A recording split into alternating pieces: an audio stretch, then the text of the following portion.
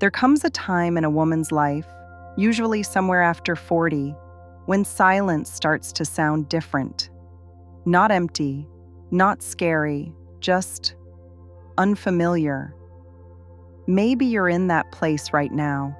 Maybe the kids have grown and the house is quieter than it used to be.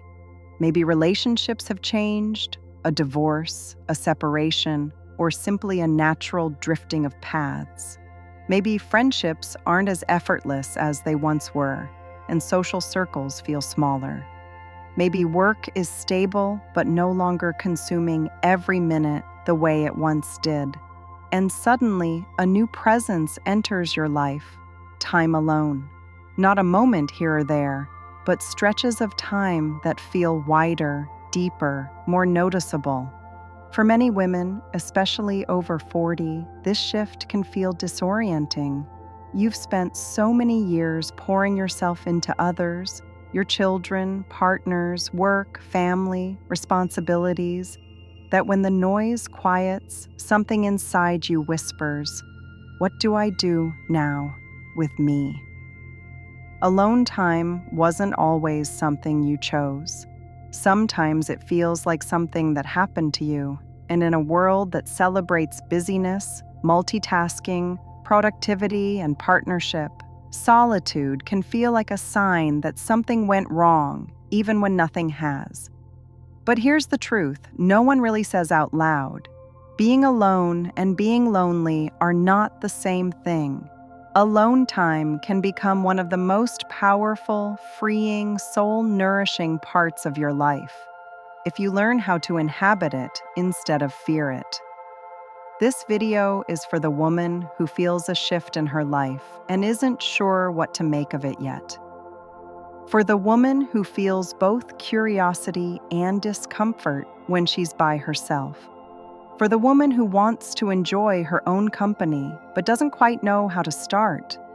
For the woman who has spent decades caring for others and is finally being invited, maybe by life, maybe by circumstances, maybe by her own intuition, to turn inward. Today, we're going to talk about solitude not as a punishment, but as an awakening, a transition, a doorway into a richer, calmer, more grounded chapter of your life. If you've ever thought, I should be doing more, I shouldn't be alone this much, I don't know who I am without people needing me, I want to enjoy being alone, but it still feels uncomfortable. You are not alone, and you are not failing. You are simply standing at the beginning of a new chapter, one where you get to meet yourself again, maybe for the first time in decades. So take a breath. Get comfortable. Let's explore what solitude can teach you about yourself and why it might be the most beautiful, powerful gift of your midlife.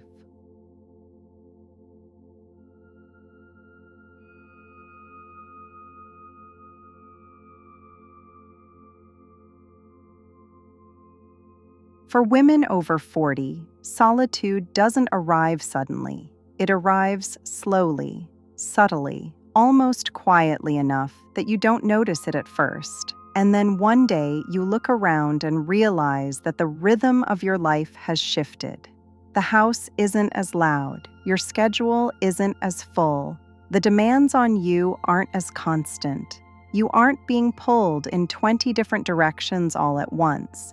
And instead of feeling relieved, part of you feels unsure. Because for decades, your identity was woven into movement, caring, managing, supporting, planning, showing up. You were always surrounded by noise, by needs, by expectations. And in the middle of all of that, solitude was something you rarely tasted. Even when you had a moment alone, your mind wasn't alone. It was full, overflowing really, with everyone else's needs.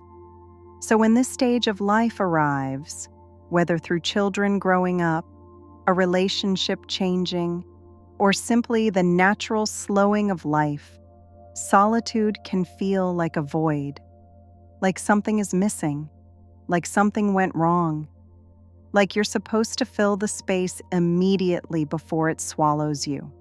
But here's the truth that many women never hear. Solitude isn't the absence of life. It's the space where your real life finally begins to breathe. It's the moment you step outside the roles you've played for decades: mother, partner, caretaker, fixer, planner, peacekeeper, and ask yourself who you are underneath them.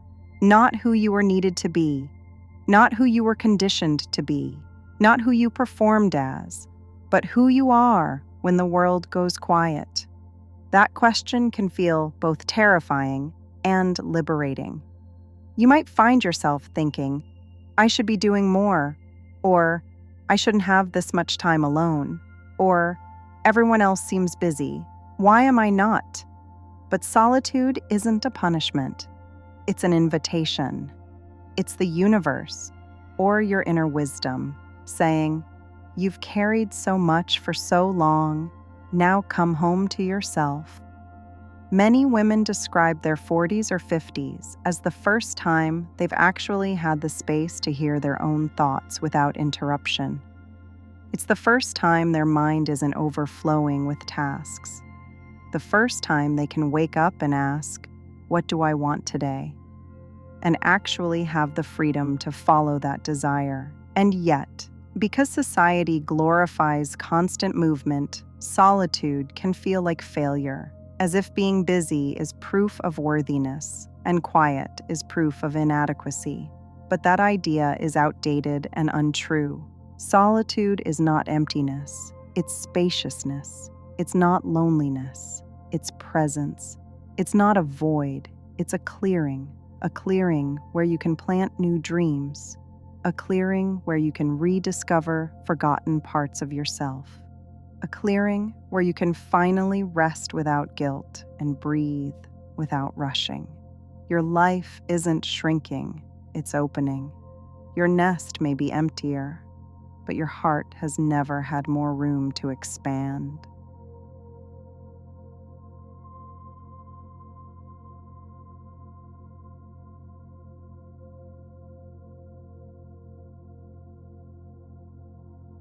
There comes a moment in midlife when you realize that solitude is no longer something that just happens to you. It becomes something you consciously shape. And this is where the shift begins. When alone time is no longer a space you fall into by accident, but a sanctuary you create with intention. For so many women over 40, solitude has always been viewed through the lens of what's missing. The partner who left, the kids who grew up, the friendships that faded, the noise that disappeared. But what if alone time isn't the absence of something, but the presence of you?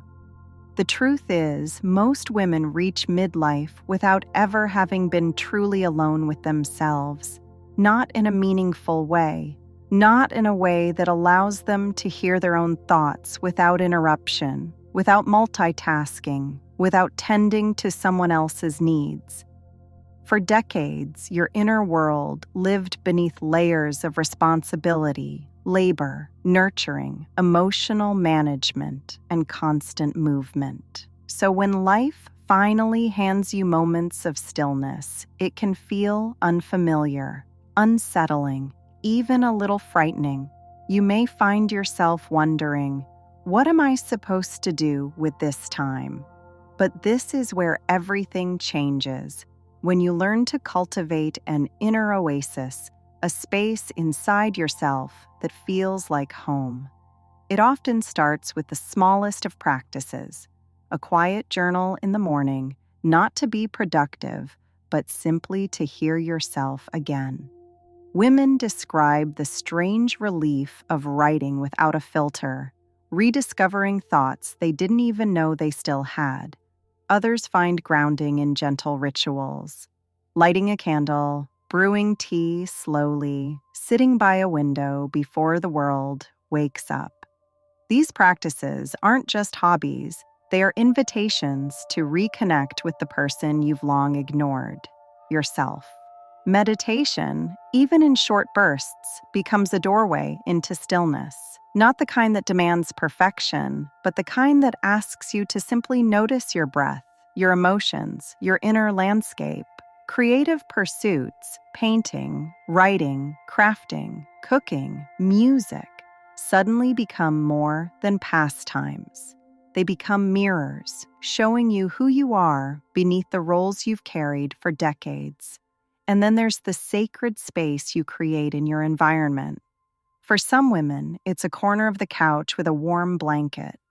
For others, it's a room they reclaim once the kids move out, turning it into a sanctuary of books, candles, soft lighting, or plants. It doesn't matter what it looks like. What matters is that it belongs to you. A place where you don't have to perform, where no one needs you, where you can simply be. The other piece, the one so many women overlook, is the digital world. We are constantly overstimulated, pulled into notifications, messages, opinions, endless comparisons, noise. A digital detox doesn't need to be dramatic. Sometimes it's as simple as putting your phone in another room for an hour, or turning off notifications, or choosing a slow morning before opening your screen to the world. Because when you reduce external noise, your internal world becomes clearer. You begin to hear the quiet truths that were drowned out for years. You begin to feel what's been waiting beneath the surface: your desires, your dreams, your intuition, your boundaries. This chapter of your life is not about emptying your calendar. It's about filling your soul. Your inner oasis is not a place you visit. It's a relationship you build with yourself. As you cultivate that space, gently, consistently, you become rooted, centered, grounded. You begin to understand that solitude is not a punishment. It's not a reminder of what you've lost. It's a bridge toward everything you've been longing to reconnect with: yourself.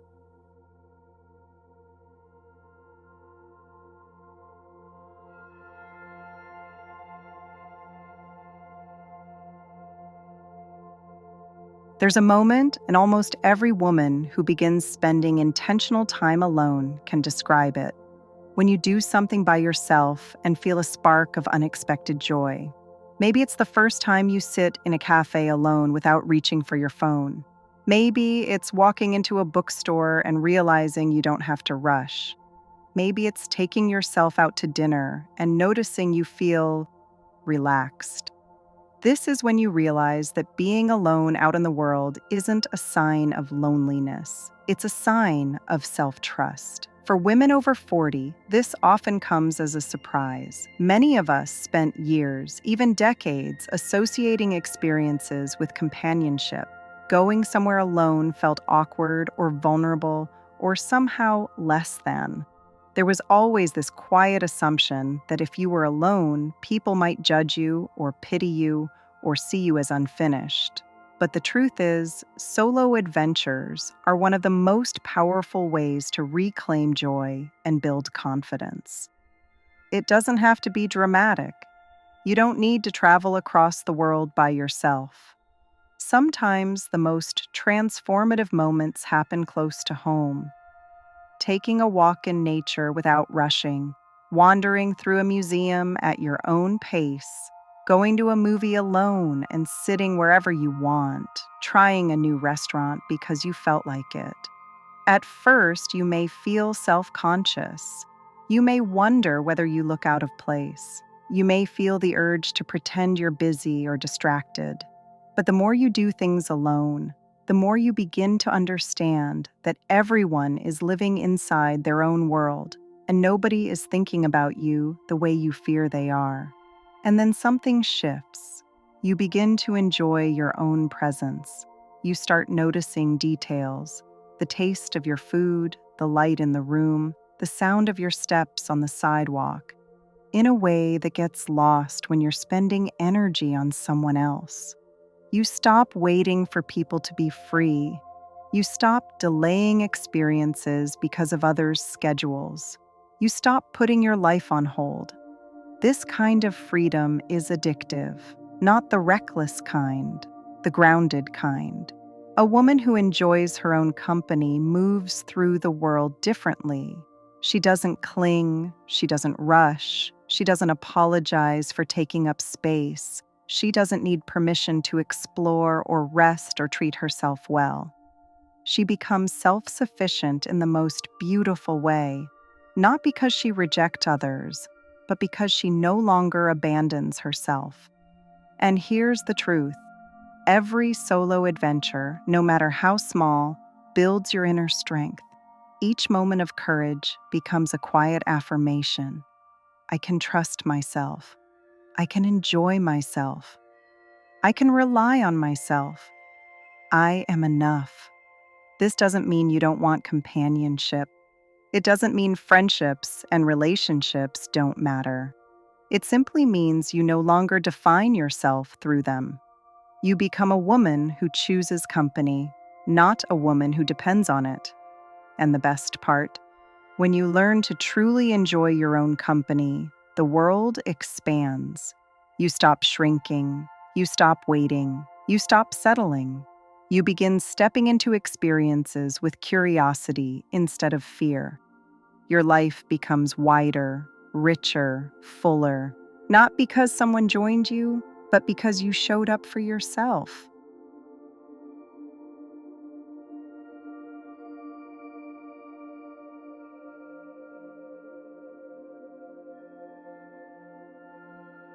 There comes a moment in every woman's journey with solitude when she realizes that the changes happening inside her are beginning to shape the world outside her as well. It's subtle at first, a shift in how you move through your day, a softness in how you carry yourself, a quiet confidence in decisions that once felt overwhelming. But slowly, solitude stops being something you practice and starts becoming a way of being, a way of inhabiting your life with more truth, more intention, and more self-respect. What many women discover after 40 is that solitude doesn't distance you from others. It transforms how you relate to them. When you know who you are in your own company, you stop grasping for validation, attention, or acceptance. You stop shrinking to keep relationships intact. You stop molding yourself into who others need you to be. Instead, you bring your whole self into every connection, the centered self, the honest self, the one who knows her own mind and heart. This is the gift of thriving independently. It strengthens your relationships, not by making you more available, but by making you more authentic.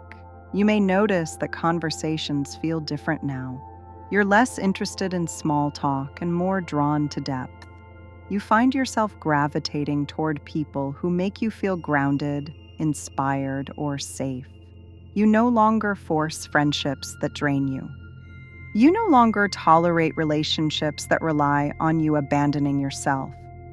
Solitude teaches you to choose people who match your energy instead of people who feed on it. And something else shifts too. Your decision-making becomes clearer. When you're used to being alone with your thoughts, without the noise of others' opinions, you start to trust your own voice more. You're less afraid to take risks, less afraid to change direction, less afraid to disappoint people in order to honor what feels right for your life. You're no longer waiting for permission, approval, or reassurance. Your inner compass strengthens with every quiet moment you allow yourself. But perhaps the most powerful part of this chapter is reframing the difference between being alone and being lonely. Society has trained women to fear solitude, as if being alone means being undesirable, forgotten, or left behind. But the truth women over 40 discover is that loneliness has very little to do with your relationship status and everything to do with your relationship with yourself. You can be partnered and still feel lonely. You can have a full social calendar and still feel disconnected. And you can be physically alone, while feeling deeply at peace. This chapter is where you learn to educate others gently, confidently, about your choices. When someone says, "Aren't you lonely?" you begin to respond not with embarrassment, but with clarity. "I'm not lonely. I'm fulfilled." When someone questions why you enjoy doing things on your own, you feel no need to justify it. When someone assumes solitude is a sign of sadness, you smile, knowing it is actually a sign of strength. Your independent life expands beyond the walls of your home.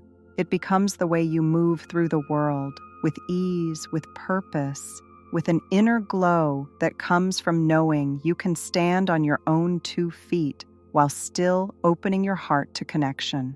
It's a balance, a harmony, a calm inner authority that says, "I know who I am now, and I'm living from that place."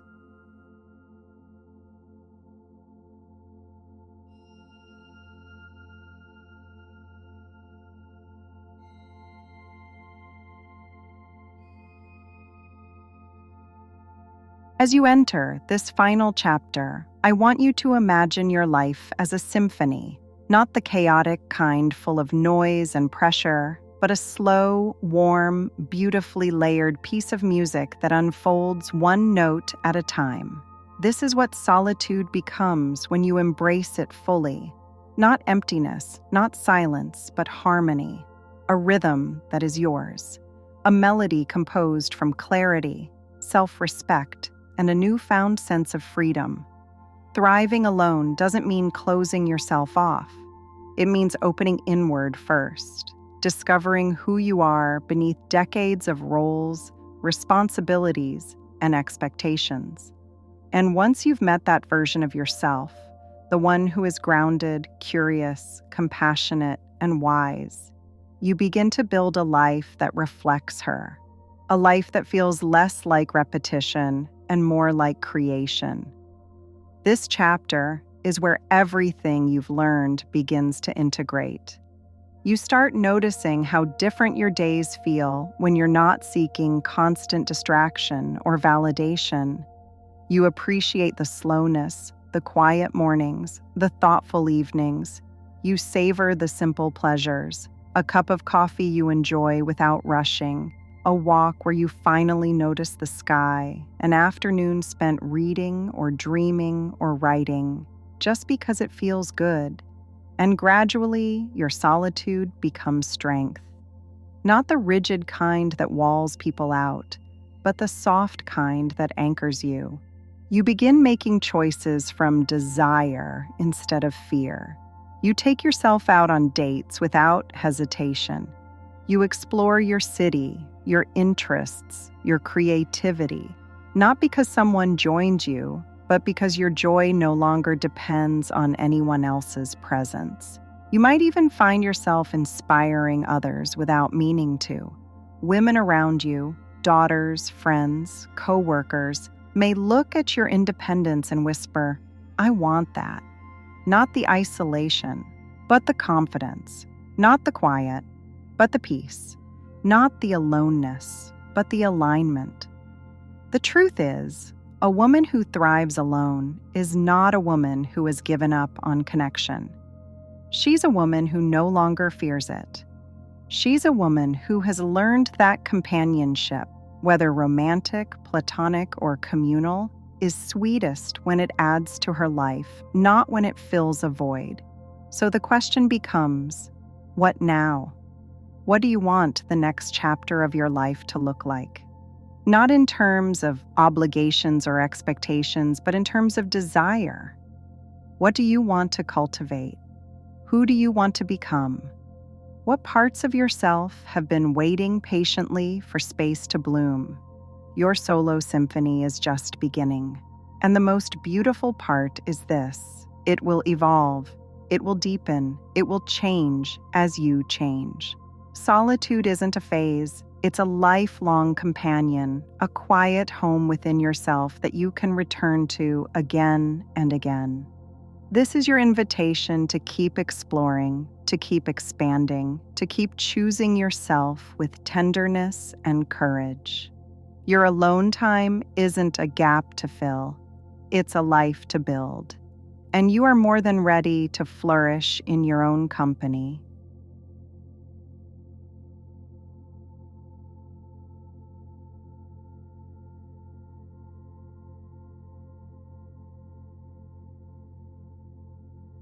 As we come to the end of this conversation, I want you to take a deep breath, slowly, gently, and really let yourself feel what has been unfolding inside you throughout this video. Because if you're here, listening, reflecting, letting these words wash over you, it means you are already stepping into a new relationship with yourself. A relationship built not on fear or loneliness or uncertainty, but on presence, intention, and quiet strength. Solitude can feel intimidating at first, especially for women over 40 who have spent so many years being needed, being responsible, being the center of everyone else's world. So much of your identity may have been shaped by who depended on you, your children, your partner, your coworkers, your aging parents. And when life shifts, when the roles change or fall away, you might suddenly find yourself alone with your own thoughts, your own desires, your own unfinished dreams. That moment can feel unsettling. It can feel like loss. It can feel like stepping into a room you never meant to enter. But over time, sometimes slowly, sometimes like a quiet revelation, you begin to realize that solitude isn't an empty room. It's a doorway leading back to you. Maybe for the first time in decades, you are rediscovering what you like, what you crave, what you need, what you believe in. You are learning how to enjoy your own presence without apology. You are noticing the gentleness of quiet mornings, the sweetness of unhurried afternoons, the beauty of making choices based on your desires rather than obligations. You are beginning to understand that being alone is not a punishment. It is not a flaw. It is not a sign that something went wrong. It is the space where you hear your own voice most clearly. And as you deepen into your solitude, as you start journaling, creating, walking, exploring, experiencing the world on your own terms, something begins to bloom inside you, a softness, a clarity, a confidence that was always there but buried under years of noise. You start to see that your solitude is not the absence of companionship, but the presence of self-connection. You feel lighter, calmer, more grounded, more yourself than you've felt in years. You realize that you do not need to fill every quiet moment. You do not need to fear the silence. You do not need to wait for someone else to invite you into your life. You are already invited. And here is the beautiful truth that so many women don't discover until their 40s, 50s, 60s. When you learn to love your own company, every other part of your life gets richer. Your relationships become healthier because you are choosing them, not clinging to them. Your boundaries become clearer because you finally know what protects your peace. Your decisions become stronger because they come from alignment rather than fear. Your days feel fuller because you are no longer abandoning yourself to keep up appearances. Solitude becomes your strength, your sanctuary, your compass, your home. And I want you to remember something as you walk away from this video. You are not behind. You are not missing anything. You are not meant to stay small or scared or uncertain. You are entering a chapter where you get to define your life on your own terms, slowly, intentionally, beautifully. Your alone time is not a void. It is a garden, and you have full permission to let it bloom. Thank you for spending this time with me, with yourself. This is your journey, your sanctuary, your unfolding. And you're doing it exactly right. Before you go, I want to invite you to join this community of women rediscovering themselves after 40. If you found comfort, clarity, or even just a moment of peace in this video, please subscribe. It helps this channel grow, and it helps more women find the support they deserve. And if you have a second, leave a like and a comment. I would love to hear what resonated with you the most. Thank you for being here. Truly.